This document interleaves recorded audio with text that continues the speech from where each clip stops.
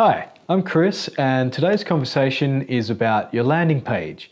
Now, this is a web page. It could be part of your website, or it could be something totally separate, but it's the page that the prospect lands on after they've clicked your ad. Now, they've clicked your ad because you said you can solve their problem. Now, the landing page needs to also say that, not just that you can solve it, how you solve it, and why you should be the one to solve it for them. Basically, the outcomes of that solution. What are they going to get? Now, they've selected you, your ad, or whatever, how they've got to this landing page out of thousands of different options that are available to them. So you're going to make it count. Now, this landing page is super important, super important. Now, I'm going to go through a few things, some technical, but mainly it's just all marketing based. Now, when people speak about their ads converting, the ads don't convert. They don't necessarily convert. I mean, you can get direct responses from your ads, but they pre-convert. They set the scene. They set the prospect up with the notion that you can solve their particular problem. Now, the landing page, that's where the conversion comes into it. Your landing page basically proves that you can solve the problem for them. Now, how do we prove that? There's certain steps that we have to have on a particular landing page. First, headline. Headline should replicate the headline of the ad. Have continuity all the way through. It just makes it more trusting. And as soon as they land on this page, they know that it's exactly the page that they're after. Otherwise, if you click on the ad, you've got a particular headline, you come to this landing page and it's not saying the same things, there's confusion. So your bounce rate is huge. You've got to make it stick. So there's my tip. Headline of the ad, headline of your landing page. Say it again. You repeat it. I mean, repetition, it really gets the point across. Your headline, which is your H1 tag, this is the HTML behind it. This is what Google looks for in quality scores, is your H1 tag. It's also very, very important for search engine optimization as well of your landing page and your website. If we're going to go into that, we'll save that for another video because that's quite in depth as well. But for the sake of it, a H1 tag, your main headline, have that continuity from the search phrase to your ad headline to the headline of your landing page. Now the H2, which is your heading 2 tag, which is basically, we'll call that the subheading. That is your USP, your unique selling point that sets you apart. Why should this person buy from you? And we put that up front in the subheading, and it really sets the tone, the theme, your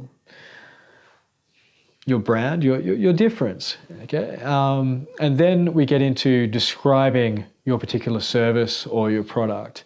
Now, this can be done with putting forward the features, because they can skim through, check the features, got all the features that they want, maybe some features that they've never heard of.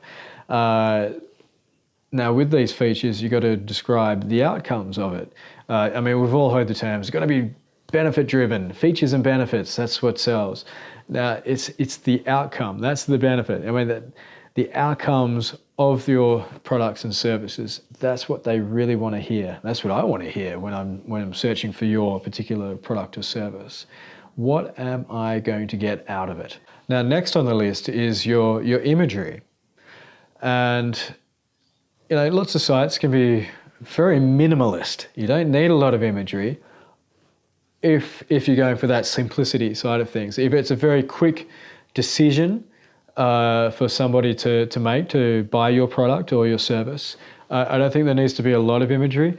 I think if a picture can describe what you do, it's a much better way of doing it than a long description. A person can understand what a picture is saying in a fraction of a second compared to a block of text, which might take them 60 seconds to go through and still not fully understand. But your pictures, whether it's a dynamic brand that you're putting across, or whether it's an actual product that you're showing, or an outcome. I mean, just like when you're writing your features and your benefits, it's outcome driven. Now, your imagery should be outcome driven as well. Really just putting that person in the picture of having their problem solved. That's what the imagery should be putting across. Now, also, it generates the feeling that they get when they hit your site. I mean, how do you want them to feel? It's linked to your unique selling point, your difference. Are you fast? Are you dedicated, committed? Are you trustworthy? Are you service orientated? Are you easy? Are you simple to work with? Trustworthy. That's another thing. I'm just going to say that again. And your imagery and your branding really does make a powerful impact as to how somebody feels when they first hit that site. I mean, they got a fraction of a second to decipher whether you are going to be the one that they're going to spend the next 5 seconds in looking. All right, you've got them for 5 seconds. They're going to spend another 30 seconds in going through your site and reading your solution. Now they've gone that far, and they could spend minutes on there, and they feel more relaxed and in your ability to solve the issue for them. And imagery helps immensely. Now, imagery for your site can turn them on or off in a fraction of a second, and it's our job to construct the site in a manner with the imagery and the way that it's laid out and the steps and the orders that information is brought forward to them. It's our job to construct that in a manner that brings your goals, your business strength, and combines them with the goals of the customer. And that creates a winning solution. Another thing to have on your landing page is testimonials. Nothing attracts a crowd like a crowd.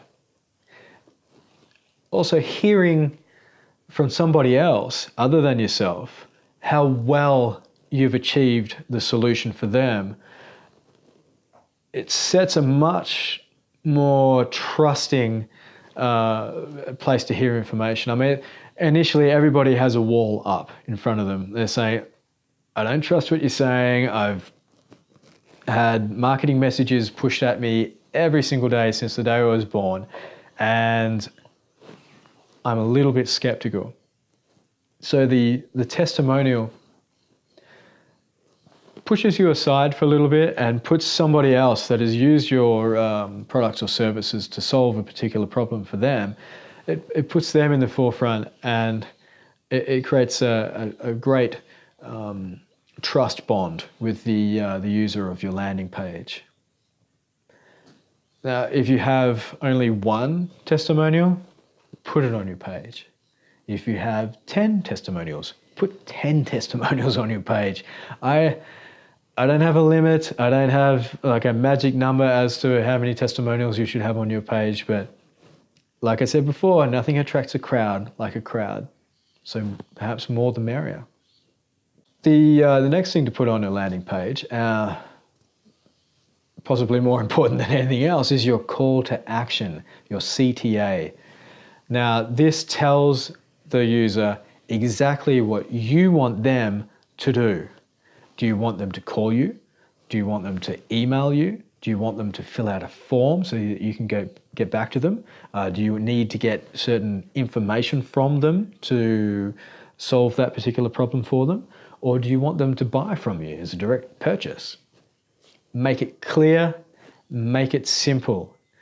Reduce the barrier as to for their first interaction with you, their first right, I want to know more, I want to get on with this. Click, make it clear, make it simple. that is your call to action. Now, another thing to have on a landing page, another way of looking at it, everything I've just spoken about, you can just push that aside or include this in the mix, and that's to create a case study. Particularly if you have a high ticket service or an item, a case study can really work. It's like a testimonial. It goes through all the features and benefits. It goes through the outcomes. The most important thing is the outcomes for these people, and a case study can bring that up. And it also sets you up as an authority. I mean, you are an authority. You've gone into business because you're good at something and you believe you can do it better than most out there, and you've created a business about it. It could be the product that you've created or you have to sell, or it could be the service that you've created. You're good at it. You're an authority. A case study sets you up as that with the end user.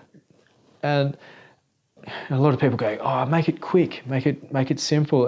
But a case study, 5 minutes, not a problem. If you're going to be solving an issue for the end user, 5 minutes is nothing. 10 minutes, great. Give them more of an insight as to how you're going to create these outcomes for them. 20 minutes, 25 minutes, just, it doesn't matter. We create this video that they can sit there and be immersed in, that's going to tell them the outcomes. It's telling them that you can solve this particular problem for them. So the case study is a brilliant thing to have on your landing page. If you're getting through to this video, you may have clicked on my ad onto my landing page. It's a case study. It goes for about 5.5 minutes. And then I have other videos that I email to you in a sequence. And they're 10 minutes long. And I'm here to tell you that I can solve the issue that you have. And it's an immersive experience with video. You have sound. You've become very personable. You've introduced yourself, how you speak, how you work. It's just a great way of putting across your solution. Now, the video case study, it can be a professional setup with an interview with a particular client, or it could just be you speaking to a camera like I am right now. There's many different ways of going about it. So make sure you fill out the audit form, which is underneath this video. It'll give me an insight into what you have at the moment. What is your landing page? What's the user experience of your landing page? What are the SEO behind it? Is it strong? Do you have a pixel on your, a Facebook pixel on your site, or a Google tag on your site? Is it quick? Is it inspiring? Is it really getting to the solution of the problem that the person has? So if you want to fill out that form, send it through. I'll go through your site and we can have a call about it and discuss my recommendations.